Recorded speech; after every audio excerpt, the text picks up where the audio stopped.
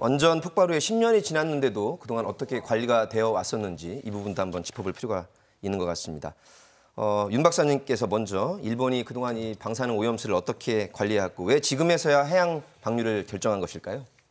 네, 지금으로부터 한 10년 정도 됐죠. 11년 3월 11일에 후쿠시마 원전 폭발 사고가 있었습니다. 물론 동일본 대지진에 의한 영향이었지만 냉각수를 쓸 수 있는 전원 장치가 이제 끊어지게 되면서 폭발 사고가 1호기, 2호기, 3호기 순차적으로 일어났는데요.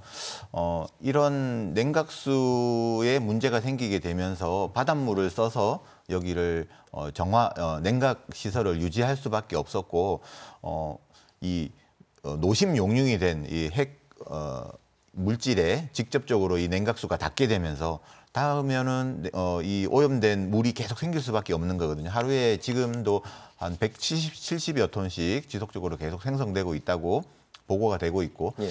지금도 이제 1000여 기에 나눠서 이제 보관이 지금 되고 있는데 2023년 이후로는 더 이상 이제 보관할 장소가 스페이스가 부족하다는 것이 입장인데, 이제 문제는 이 물에 각종 방사성 물질이 고농도로 농축이 되어 있다는 것이죠. 일본 정부의 발표에 의하면 이 오염수들은 이미 알프스라는 정화 장치를 통해서 한번 걸러진 물이기 때문에 처리가 된 물. 그래서 우리는 오염수라고 하지만 일본에서는 처리수라고 지금 부르고 있습니다. 예.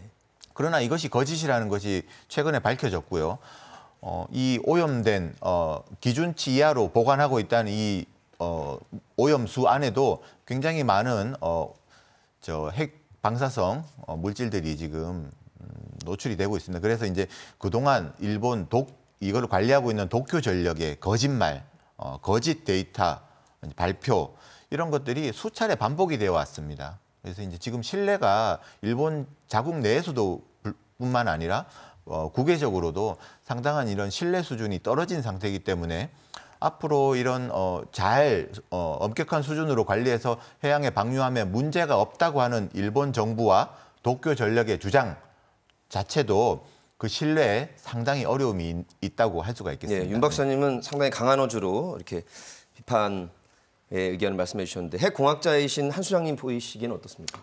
전 좀 더 강해질 것 같습니다. 일단은 일본 정부가 이렇게 발표한 내용과 과거의 어떤 결과들을 보면 일본 정부가 제시한 대책에도 문제가 있고, 사실 그 알프스를 써가 정화한다는 그 시스템에 대한 공학적 신뢰도, 그러니까 이 처리를 한다라고 하는데 진짜 처리가 제대로 되고 있는가에 대한 그 기술적인 의구심들이 이미 많이 나오고 있고, 예. 그다음에 사실은 우리가 최근에 그 후쿠시마 방류수 관련돼 가지고 이야기하면서 가장 중요한 걸 빼먹고 있는데, 이미 후쿠시마에서 오염 처리수라고 하든 뭐라고 하든 처리하는 물이 있지만 이미 사고 이전에 나갔던 양도 있고, 사실은 지금 지하수를 전부 다 통제를 해가지고 일본이 하루에 140톤, 150톤 가량 생기는데 그걸 정지한다라고 이야기하는데, 사실 지하에 있는 것 중에 상당 부분은 유출될 수밖에 없거든요.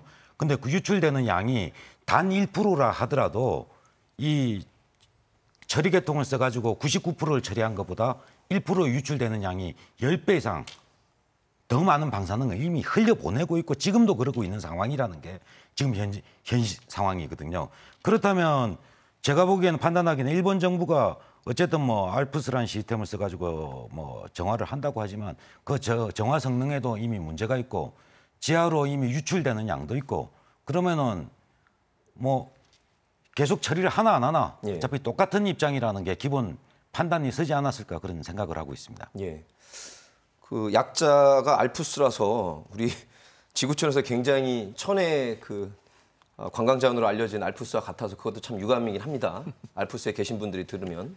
지금 말씀하신 대로 알프스라는 처리 자체의 그 검증성, 완벽성도 인정이 되진 않았는데 지하로도 새어나가는 부분이 이미 있고요. 이미 있고 그거는 누가 말해도 누구나 수긍할 수밖에 없는 것들인 게, 일본은 처음에 이제 동토 차수벽이라는 걸 만들어 가지고 지하수를 다 통제한다라고 하고 그게 되면은 하루에 50톤 이내로 제한할 수 있다라고 했는데 지금 150톤이 흘러 들어오고 있거든요. 그러니까 그 동토 차수벽 자체의 성능에도 문제가 있고 지하로 빠져나가는 물을 어떻게 통제를 합니까? 예. 그러니까 그 현실적으로 있을 수밖에 없는 이 유출이라는 부분을 다 빼버리고 마치 일본이 다 통제하고 있는 것처럼 이야기하고 있는 게 지금 현재 상황이고 알프스라는 계통이 그 국민들이 뭐 아시기에는 뭐 대단한 계통이 나온 것 같지만 이미 우리나라 원자력 발전소에는 알프스보다 더 성능이 좋고 한 그 폐기물 처리 계통이 이미 쓰고 있습니다. 예. 그냥 범용 처리 계통의 이름이 알프스다라는 그것뿐인데 거기에 대한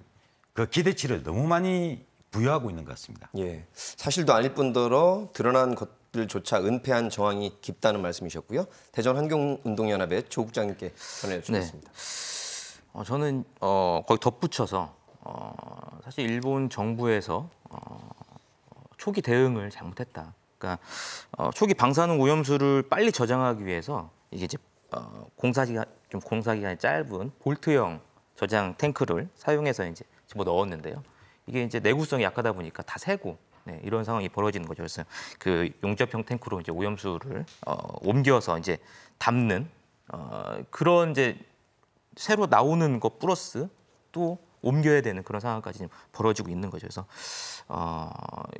이런 부분들은 좀 일본 정부에서 좀 안일하게 좀 대응한 거 아니냐. 그리고 무엇보다도 좀 근본적인 해결 방법을 우리가 좀 봐야 되는데 예. 이거에 대해서 원전 오염수는 계속 나올 수밖에 없는 거거든요. 폐로가 되기 전까지는 계속 끊임없이 지금 125만 톤이 지금 저장되어 있다고 하는데 그 이상 계속 나올 수 있다. 그래서 체르노빌 같은 경우 지금 30년이 넘었는데도 지금 폐로 못 하고 있거든요. 예. 네. 사실 그거보다 훨씬 더 양이 많은 지금 후쿠시마 원전 같은 경우는 사실 기약이 없다. 그래서 이건 사실 어마어마한 양의 원전 오염수를 우리는 문제에 맞닿아 있다라는 것들을 같이 좀 이야기 드리고 싶습니다.